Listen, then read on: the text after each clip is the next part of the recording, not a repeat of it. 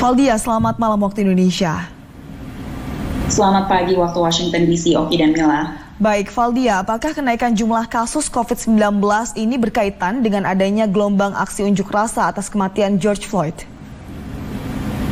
Ya Mila, kenaikan jumlah kasus virus corona di Amerika Serikat ini diakibatkan oleh rantaian peristiwa. Rantaian peristiwa yang pertama adalah libur panjang Hari Pahlawan di Amerika Serikat beberapa minggu lalu. Pada saat itu banyak orang yang pergi ke pantai, kemudian berlibur dan beredar video-video di mana orang-orang memenuhi kolam renang, kemudian restoran-restoran tanpa ada pembatasan sosial maupun di tempat-tempat publik lainnya. Setelah libur panjang tersebut, kemudian rangkaian peristiwa yang kedua adalah pembukaan kembali kegiatan-kegiatan perekonomian di berbagai negara bagian di Amerika Serikat.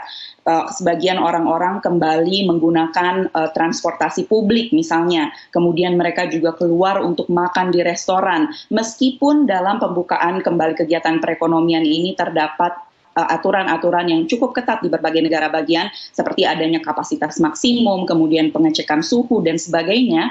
Namun berbagai negara bagian juga membuka kegiatan perekonomian itu sebelum bisa membuktikan bahwa kasus virus corona di negara bagiannya ini turun dengan stabil dalam kurun waktu tertentu sesuai dengan panduan yang telah ditetapkan oleh CDC Amerika Serikat atau Pusat Pencegahan Penyakit Menular Amerika Serikat. Kemudian rangkaian peristiwa yang ketiga setelah adanya pembukaan kegiatan perekonomian di berbagai negara bagian di Amerika Serikat tentunya adalah protes masif di sekitar 140 kota di Amerika Serikat menuntut keadilan atas kematian George Floyd. Pemerintah-pemerintah negara bagian seperti misalnya di New York dan di tempat saya melaporkan saat ini di Washington DC telah mendorong orang-orang yang mengikuti unjuk rasa pekan lalu ataupun pekan sebelumnya ataupun yang berada di keramaian walaupun tidak mengikuti unjuk rasa untuk segera mengambil tes COVID-19 untuk membuktikan apakah orang-orang tersebut terinfeksi coronavirus atau tidak.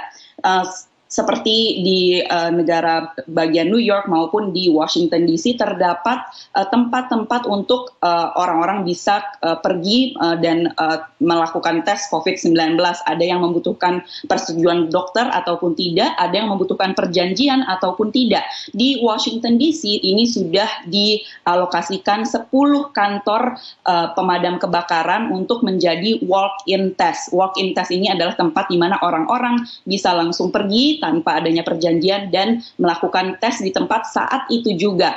Saya juga akan mengikuti rekan-rekan aturan dari tempat saya melaporkan saat ini di kota Washington DC untuk segera mengambil tes COVID-19 karena tentunya pada pekan lalu dan pekan sebelumnya saya bekerja meliput unjuk rasa di Washington DC yang saya juga berada di keramaian meskipun saya dan hampir semua orang yang berunjuk rasa saat itu memakai masker all the time atau selama mereka berunjuk rasa, namun tentunya hal itu tidak bisa memastikan bahwa orang-orang yang berunjuk rasa tidak terinfeksi COVID-19. Sementara itu terdapat setidaknya sekitar 11 negara bagian yang menghadapi lonjakan kasus akibat rantaian peristiwa yang telah saya jelaskan tadi ataupun salah satu dari rantaian peristiwa tersebut. Salah satu negara bagian tersebut adalah Oregon yang hari ini telah mengumumkan pause atau penghentian sejenak pembukaan kembali kegiatan perekonomian selama 1 minggu setelah adanya lonjakan kasus di negara bagian Oregon. Kasus di Amerika saat ini totalnya hampir 2.100.000 kasus dan jumlah kematian melebihi 116.000. Diperkirakan akan ada kita akan melihat adanya lonjakan kasus setelah orang-orang mengikuti anjuran negara bagian masing-masing untuk segera melakukan tes COVID-19, rekan-rekan. Ya, Valdia, terkait dengan demonstrasi yang diduga akibat aksi rasisme ini, bagaimana hasilnya? Adakah hasil yang signifikan setelah terjadi di ratusan kota di Amerika Serikat? Oke, demonstrasi masih berlangsung hingga saat ini di berbagai kota di Amerika Serikat meski skalanya tidak semasif pekan lalu atau pekan sebelumnya. Mereka menuntut reformasi polisi, kemudian pengurangan dana bagi kepolisian yang bertujuan untuk memiliterisasi polisi, dan juga mereka meminta adanya legislasi-legislasi yang mengarah pada kesetaraan ras dan keadilan bagi warga kulit hitam di Amerika Serikat. Sejauh ini yang saya lihat paling signifikan perubahannya adalah rencana untuk melucuti dan membongkar Departemen Kepolisian di kota Minneapolis tempat George Floyd meninggal dunia. Wali kota Minneapolis menyatakan bahwa kepolisian di wilayahnya sudah tidak direformasi dan harus dibongkar. Ia menyatakan bahwa ia akan membuat atau membangun sistem baru untuk keselamatan publik.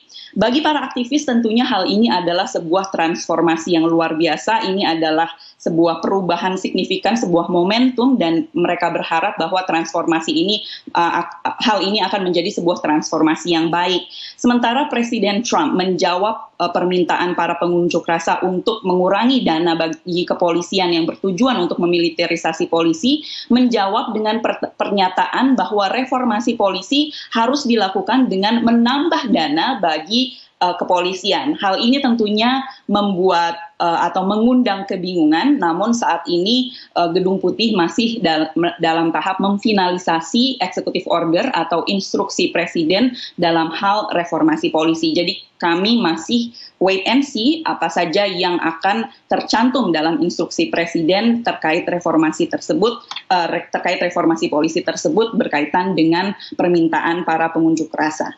Rekan-rekan. Baik. Terima kasih Valdia, selamat menjalani tes COVID-19, semoga hasilnya baik nanti, begitu. Dari Washington DC, Valdia Baraputri melaporkan.